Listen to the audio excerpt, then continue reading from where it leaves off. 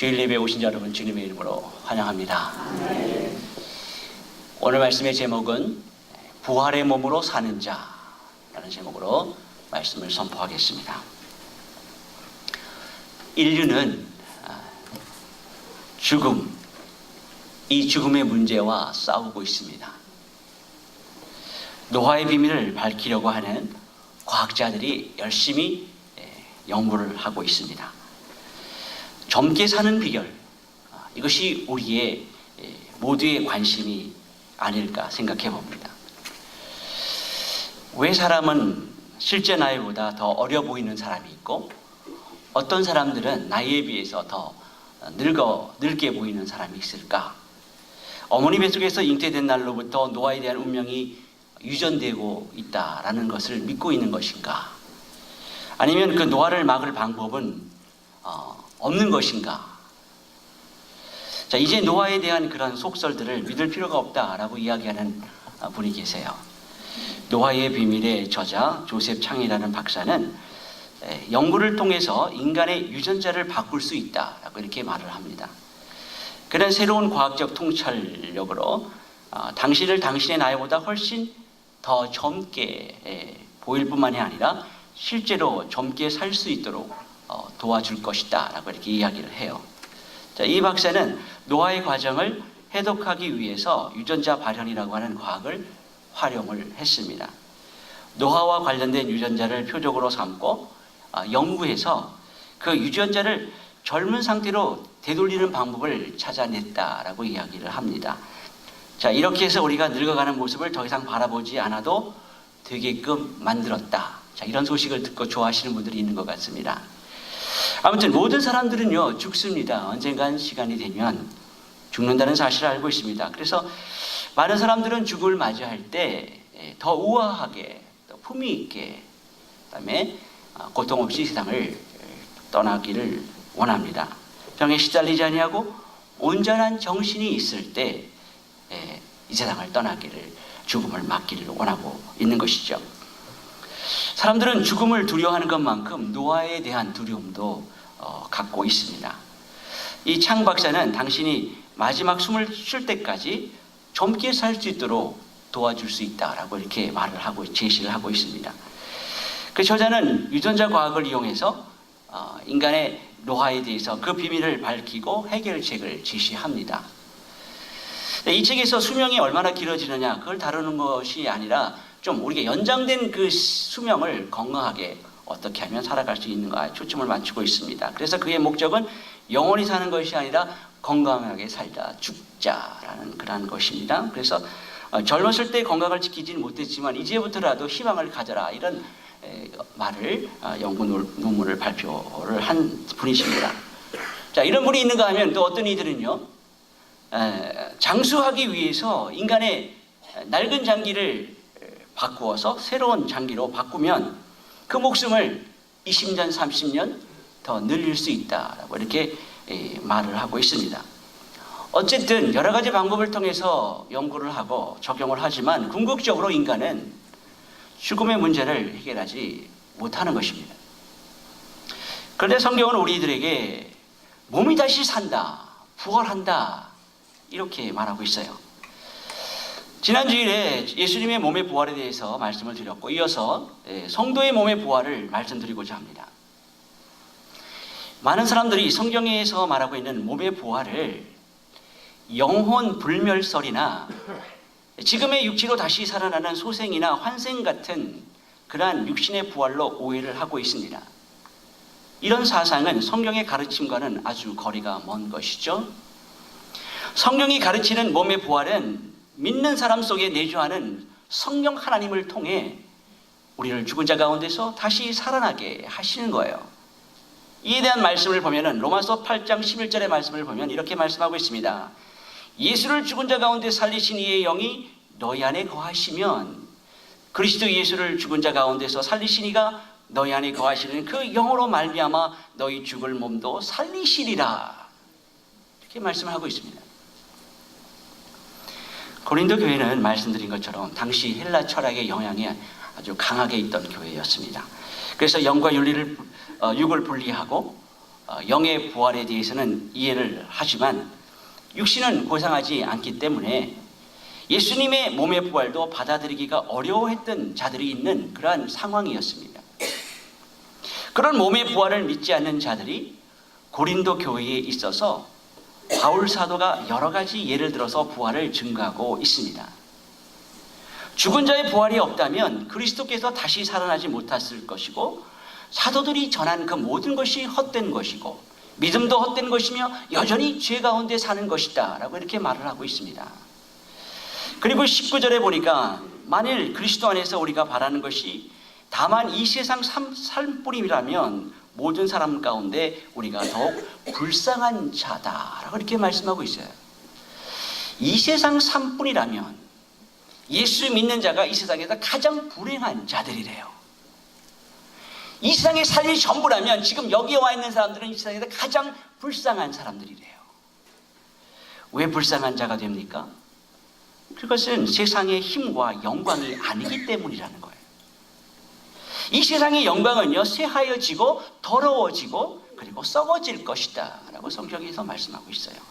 그런데 이 문제는 고린도 교회 교인들의 문제만이 아니라 오늘날 우리에게도 적용이 되는 문제입니다. 우리가 부활을 믿는가 하는 것이죠. 42절의 말씀을 보면은요, 죽은 자의 부활도 그와 같으니 썩을 것으로 심고 썩지 아니할 것으로 다시 살아나며 이렇게 말씀하고 있어요. 바울의 말처럼 죽은 자가 살아나는 것이라면 도대체 어떤 식으로 살아날 수 있는 것인가? 그러면 그들은 어떤 몸으로 살아가고 있는가, 살아날 수 있는가라는 것을 확인을 하셔야 됩니다. 죽게 될 현재의 몸은요, 부활할 미래의 몸과 다릅니다. 지금 우리의 몸의 특징이 있다면 우리의 몸의 특징은 썩음, 부정함, 연약함이지만 미래 부활에 할 그 몸의 특징은 썩지 않음, 영광, 능력, 그런 특징을 가지고 있는 거예요. 그래서 44절에 이렇게 말씀하고 있어요. 육의 몸으로 심고 신령한 몸으로 다시 살아나나니 육의 몸이 있은즉 또 영의 몸도 있느니라 이렇게 말씀하고 있습니다. 우리는 육신의 몸을 심고 신령한 몸으로 살아난다라는 말이에요.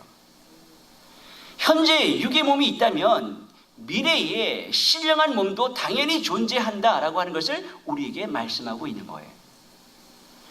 이것을 성경이 확증하고 있죠. 45절의 말씀을 보니까 기록된 바 첫사람 아담은 생령이 되었다 함과 같이 마지막 아담은 살려주는 영이 되었나니 이렇게 말씀하고 있습니다. 첫사람 아담은 생령이 된 것 같이 마지막 아담을 살려주는 영이 되었다라고 했기 때문입니다. 여기서 바울은 첫사람 아담을 생령, a living soul이라고 이렇게 부르고요. 마지막 아담 예수를 살려주는 영, a life-giving spirit이라고 이렇게 부릅니다. 그러니까 생령과 살려주는 영이 대조가 되고 있습니다. 자, 그러니까 아담이라는 생명은 누군가에 의해서 살림을 받기 전에는 스스로 존재할 수도 없는 보잘것없는 존재라는 거예요. 그것이 아담입니다. 첫사람 아담에게 쓰여진 단어가 생명, a living soul이고요. 마지막 아담에게 쓰여진 단어가 살려주는 영, a life-giving spirit이라는 단어예요. soul이라고 하는 단어는요, 상태를 의미하는 단어입니다. 자, 그런데 spirit은요, 방향, 디렉션을 포함한 의미가 담겨져 있는 단어예요. 그러니까 그 영, spirit을 우리가 받았다면 우리 또한 그 소망을 향하여 우리의 삶의 현실에서 그 방향으로 움직여 나가야 한다는 것이죠. 그러므로 살려주는 영, a life-giving spirit이 우리의 첫 열매로 부활을 하셨으므로 우리도 그 첫 열매처럼 나의 생존만을 위해서 살아가는 자들이 아니라 우리는 나의 이 세상에서의 경험, 나의 삶의 기준, 그리고 나의 가치가 부정되어야 하는 것이고 하나님과 이웃을 사랑하는 그 삶을 사는 자로 지어져 가야 한다는 거예요. 오늘 본문에서 바울 사도가 그 하나님 나라를 어떻게 유업으로 받는가를 실제적인 관점에서 접근을 하고 있습니다. 오늘 본문의 50절 말씀을 한번 보시기 바랍니다. 형제들아, 내가 이것을 말하노니 하나님의 나라를 이어받을 수 없고 또한 썩은 것은 썩지 아니하는 것을 유업으로 받지 못하느니라. 아멘.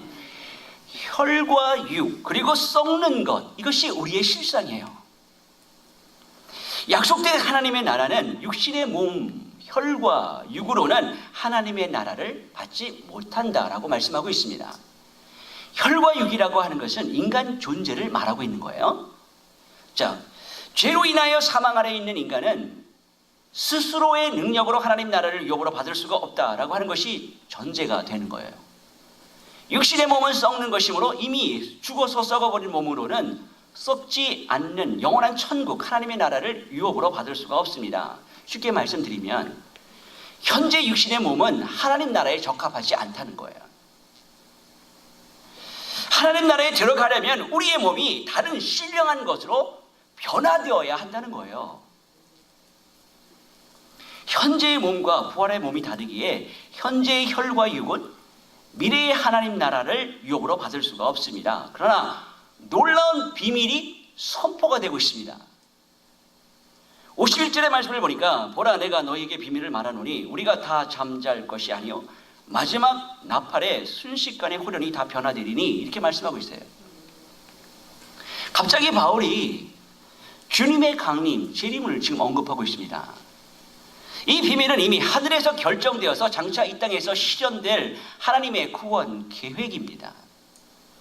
이미 선지자나 계시를 통해서 또 하나님의 백성에게 예언된 것인데, 여기서 바울도 지금 동일한 계시를 말하고 있는 거예요. 예수 그리스도가 재림하실 때 이러한 일들이 순식간에 일어날 것을 지금 계시로 말씀하고 있는 거예요. 주님의 재림 때에 살아있는 성도이든지 아니면 죽어있던 성도이든지 간에 신령한 몸으로 변화되어야만 하나님의 나라를 물려받을 수 있다라는 말이에요. 52절의 말씀을 보니까 나팔 소리가 나며 죽은 자들이 썩지 아니할 것으로 다시 살아나고 우리도 변화되리라. 이 변화는 주님의 재림을 알리는 마지막 나팔에 순식간에 이루어진다는 것입니다. 자, 이 말씀을 잘 설명해 주는 말씀이 또 다른 구절에 또 나와 있지 않습니까? 데살로니가 전서 4장 16절 17절 말씀에 보니까 이렇게 말씀해 주고 있습니다. 주께서 호령과 천사장의 소리와 하나님의 나팔 소리로 친히 하늘로부터 강림하시리니 그리스도 안에서 죽은 자들이 먼저 일어나고 그 후에 우리 살아남은 자들도 그들과 함께 구름 속으로 끌어올려 공중에서 주를 영접하게 하시리니 그리하여 우리가 항상 주와 함께 있으리라. 이렇게 말씀하고 있습니다. 나팔 소리는요, 신적 임재를 표현합니다. 나팔 소리와 함께 주님이 하늘로부터 강림하실 때 죽은 성도들은 무덤에서 다시 살아나게 되는데, 그때 그들은 죽을 때 있었던 썩어진 몸이 아니라 영원히 썩지 아니할 몸으로 다시 살아나게 된다는 거예요. 이 부활의 몸, 변화된 몸을 가리켜서 신령한 몸이다, 이렇게 말하고 있는 거예요.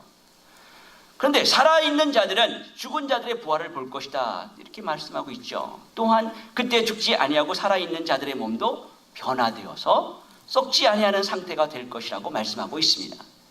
자, 함께 구름 속으로 끌려 올려져서 공중에서 주님을 만날 것이다, 이렇게 말씀하고 있습니다.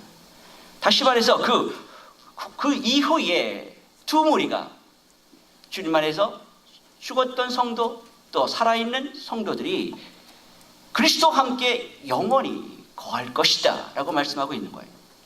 자, 이 모든 일들은 동시에 함께 일어나는 일인데, 그 공간적인 것은 성경에서 이렇게 공중이라고 표현이 되어 있지만 어떤 형태인지 우리는 알 수 없는 그런 차원이라는 거예요.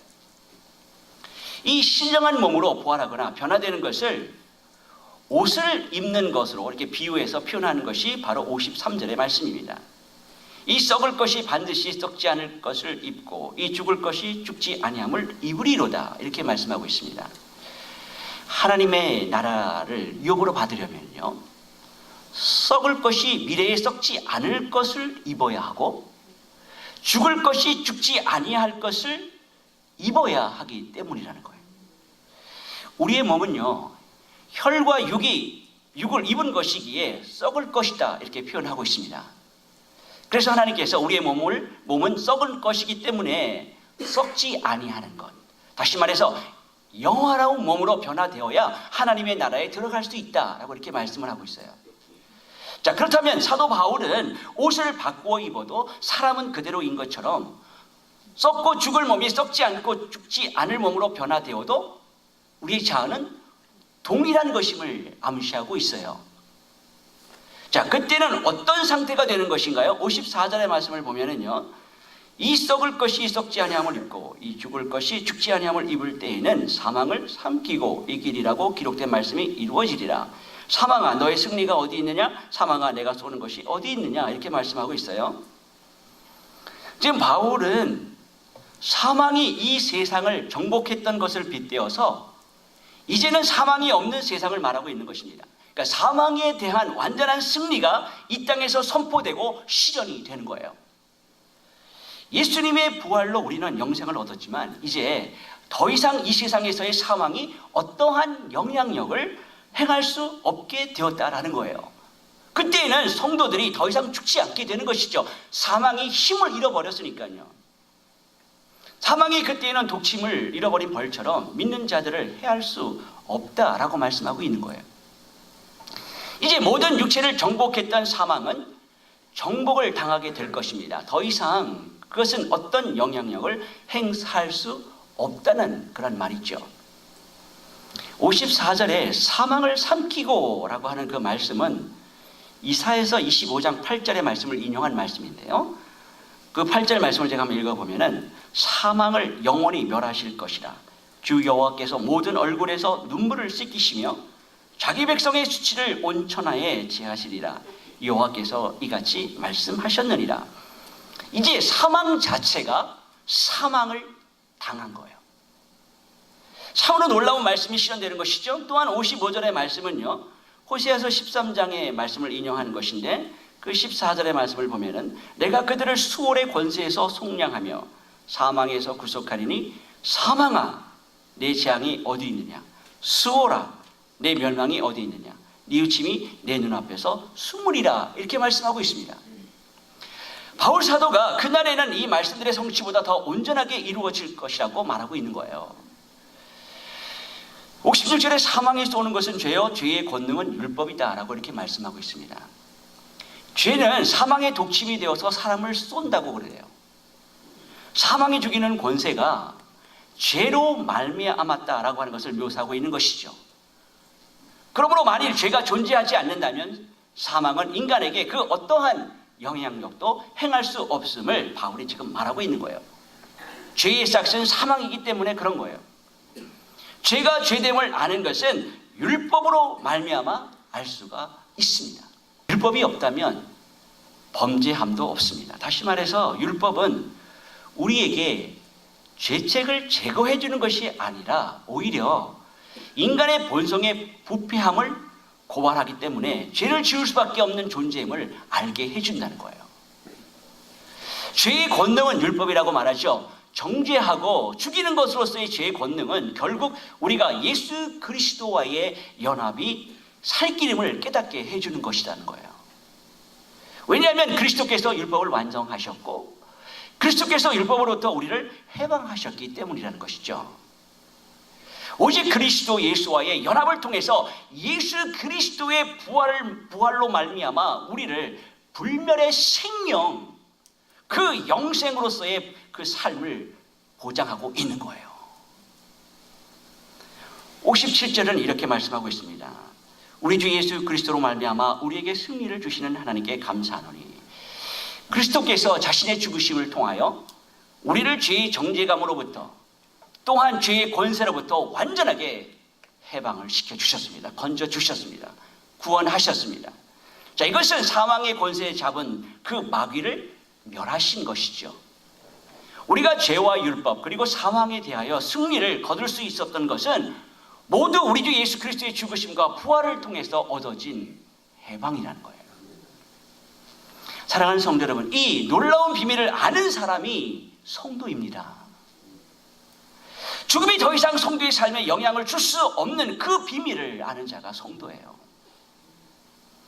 이제 사도 바울은요, 고린도 교회 성도들을 향하여 마지막 권면을 하고 있습니다. 58절의 말씀을 보면은요, 이 권면은 우리 시대의 독자와 성도들에게 권면하는 동일한 말씀이에요.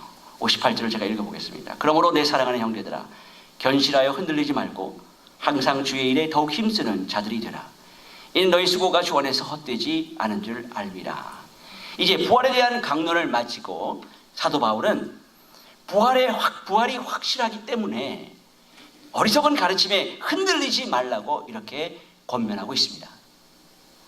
이 설교를 듣는 저와 여러분에게도 이러한 은혜가 있기를 소원합니다. 사도는 흔들리지 말고 성도답게 거룩하게 성결한 삶을 살기를 권면하고 있습니다. 성도는 그리스도의 뜻과 명령에 순종하는 삶을 살아내어서 하나님께 영광을 돌리며 살아가야 하는 존재이기 때문에 그런 거예요. 여기서 지금 견실하다라고 하는 단어가 나오는데, 이 견실하다라고 하는 단어의 뜻은 변덕스럽게 충동적으로 행하는 것이 아니라 꾸준히 변함없이 행하는 것입니다. 흔들리지 말라라고 하는 것은 앞서 설명했듯이 거짓 교사들에 의한 어리석은 가르침에 의해서 시험과 유혹을 받을 수 있으니 기독교의 기본적인 교리인 부활신앙에서 확실히 서서 흔들림 없이 살아가라는 거예요. 이는 너희의 수고가 주 안에서 헛되지 않은 줄 알미라. 우리가 달려갈 길은 오직 믿음의 굳건히 서서 상 주심을 바라보며 가는 길이 우리에게 있다는 것이죠. 그 길은 좌우로나 우로나 치우치지 아니하고 달려가야 할 길이라는 거예요.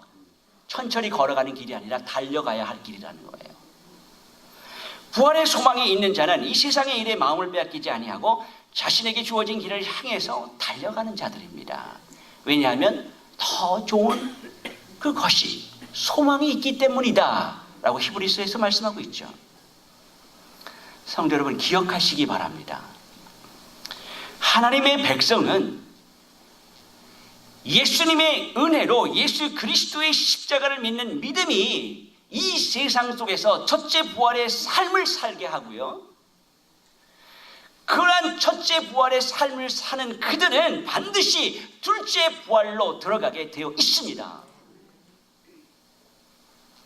이 땅에서 예수 그리스도의 십자가를 삶에서 경험하면서 하나님의 은혜가 우리에게 꼭 필요하다는 사실을 인식하고 믿음으로 그 말씀에 반응하면서 살게 되는 그 삶, 또한 장래에 있을 그 부활을 확신 속에 기다리며 인내하며 살아가는 사람들, 그들이 부활의 몸으로 사는 자들이에요. 이러한 삶을 살아가는 것이 하나님께 영광을 드러내는 삶이라는 거예요. 베드로전서 1장 23절의 말씀을 한번 열어보시기 바랍니다. 너희가 거듭난 것이 썩어질 씨로 된 것이 아니요 하나님의 살아있고 항상 있는 말씀으로 되었느니라. 그러므로 모든 육체는 불과 같고 또 모든 영광이 불의 꽃과 같으니 불은 마르고 꽃은 떨어지되 오직 주의 말씀은 세세토록 있도다 하였으니 너희에게 전하는 복음이 곧 이 말씀이니라. 아멘. 부활의 몸으로 사는 자, 부활의 몸으로 사는 자의 삶을 살게 되면은요, 성경 말씀이, 하나님의 그 말씀이 내 삶 속에서 실제화가 되어서 나타나게 되어 있다는 것입니다. 그것을 인식하게 되는 거예요. 왜냐하면 영혼이라고 하는 단어는 과거와 현재와 미래가 다 함께 포함이 되어 있는 단어입니다. 현재와 과거와 미래가, 즉 영원히 부활의 몸으로 사는 자들의 삶 속에서 사라지게 된다는 그런 말이에요. 그래서 아브라함이 믿음으로 반응했던 그러한 삶이 우리의 삶에서도 사라져야 되는 것이고요, 요셉이 어떤 억울하고 힘든 상황 속에서 불평하지 아니하고 하나님과 동행했던 그런 형통의 복을 누리는 삶을 살아가는 것처럼 말입니다. 그리고 예수 그리스도께서 3년의 공생애를 통해서 그가 갔던 그 길을 우리가 이해되고 따르려고 하는 그러한 삶을 살게 되는 거예요. 그것이 말씀으로 사는 것이고 그것을 말씀의 실제화라고 말씀하고 있는 거예요. 그러므로 예수 그리스도의 죽음과 부활하심은 추상이 아니에요. 우리의 믿음은 추상적인 것이 되어서는 안 되는 것입니다. 예수 그리스도의 죽음과 부활이 우리의 삶이 되어야 하고 생명이 되어야 하고 실제가 되어야 한다는 거예요. 우리는 복음을 삶에 적용한다고 말하지만 우리의 삶을 한번 돌아보십시오. 하나님 앞에서 진정으로 여러분의 실체를 한번 돌아보시기 바랍니다. 우리가 추상의식을 사는 것이 아니라면 복음은 항상 우리의 삶에 구체적으로 적용이 되어야 되고 구체적으로 나타나야 된다는 거예요. 그렇다면 결국 복음을 말하는 것은 성도의 삶이 되어야 되고 우리의 삶을 말하는 것이 되는 것이죠. 복음은 정적인 것이 아닙니다. 복음은 우리의 삶을 움직이는 실제적이고 아주 강력한 우리의 실제의 삶이 되어야 하는 것입니다. 그래야 그것이 여러분에게 진짜 복음이 되는 거예요. 복음은 이미 창세전에 준비되었고 완성이 되었습니다.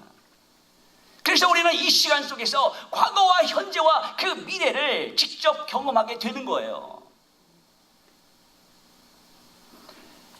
죄 앞에서 무력하고 부정한 자신이 발견되어야 하고요. 죄 없으신 예수님이 우리의 죄가 되셔서 죽으신 십자가가 우리의 삶에서 그대로 실제화되어 나타나야 된다는 거예요. 그것이 어떻게 가능합니까? 이제부터 제 눈을 똑똑히 쳐다보고 들으시기 바랍니다. 우리 안에 새 생명이 있기 때문에 그런 거예요. 내 안에 예수의 생명을 공급하시는 나를 살려주는 영이신 성령 하나님께서 함께하는 삶을 살기에 가능한 것입니다. 우리가 나의 부정함을 십자가에 못 박을 때마다 우리 안에 그 새 생명이 그만큼 살아나오는 거예요. 따라서 부활의 몸으로 사는 자는 매일 죽으며 매일 부활하는 것입니다. 그래서 사도 바울이 나는 날마다 죽노라 이렇게 고백하잖아요. 사도 바울은 날마다 예수님의 십자가를 경험한 거예요. 그래서 날마다 새롭게 살아나는 거예요. 그것이 겉사람이 후피하는 것이고 새 사람이 살아나는 것입니다. 할렐루야. 그렇게 우리의 겉사람이 계속 죽어가는 거예요. 죽어가야 되는 것입니다. 결국 육신의 죽음을 맞이하게 되고 우리는 영생을 소유한 부활의 몸을 입게 되는 거예요. 십자가로 얻어진 값진 삶인 영생을 살다 보면 우리의 겉사람이 죽어가는 것이고 새 사람이 부활하는 순간을 여러분의 삶에서 경험하게 될 줄로 믿습니다. 내 안에 살아나는 예수의 생명을 여러분들이 경험하게 될 거예요. 그것이 이 땅에서 영적인 부활을 경험하며 사는 성도의 삶이에요. 그리고 완전히 그 생명과 부활은 우리의 인생이라고 하는 그 과정을 거친 후에 완성이 되어서 우리에게 주어지는 거예요. 여러분은 그때의 부활의 몸을 입고 영원히 영원을 사시게 될 것입니다. 완전한 나라에서 하나님의 영광을 돌리며 영원한 삶을 살게 될 것입니다. 사랑하는 성도 여러분, 여러분은 여러분의 그 부활의 현실을 믿으십니까? 또한 마지막 우리에게 완성될 영원한 세계가 있어서 주님과 함께 영원히 살 나의 영혼과 영원히 새롭게 될 몸의 부활의 연합을 믿으십니까? 성도는 부활의 몸으로 사는 자들이에요. 예배당에 참석하고 어떤 행사에 참석하는 자들이 아니라 부활의 몸으로 사는 자들이에요. 이것이 지금의 현실에서 보이지 않는 큰 소망이지만 그것을 붙잡고 지금의 삶에서 승리의 삶을 살아가는 자들이 성도입니다. 그러므로 성도는 이 땅에서 그리스도를 위해서 받는 수모도 기쁘게 받을 수 있는 거예요. 또한 세상의 그 어떤 보화보다도 더 큰 것으로 여기기 때문에 그런 여기는 믿음 위에 오직 한 표대를 향해서 그리스도 예수 안에서 하나님께서 부르시는 그 부름의 상을 위해서 달려가는 자들이라는 거예요. 성도는 자신의 썩어질 몸이 영원히 죽지 아니하고 신령하고 존귀한 몸으로 변화된다는 믿음 위에서 사는 자들입니다. 그 믿음 안에 사는 자들은 하나님의 나라를 유업으로 받는 것보다 이 세상에 더 큰 상이 없음을 알기 때문에 이 땅에 오는 삶의 어려움도 기쁘게 받을 수 있는 거예요. 성도 여러분, 진정한 부활신앙은 이 땅에서 믿음의 역사와 사랑의 수고와 우리 주 예수 그리스도에 대한 소망의 인내로 살아갈 수 있는 파워임을 기억하십시오. 그 믿음의 경주를 끝까지 기쁘게 완주하십시오.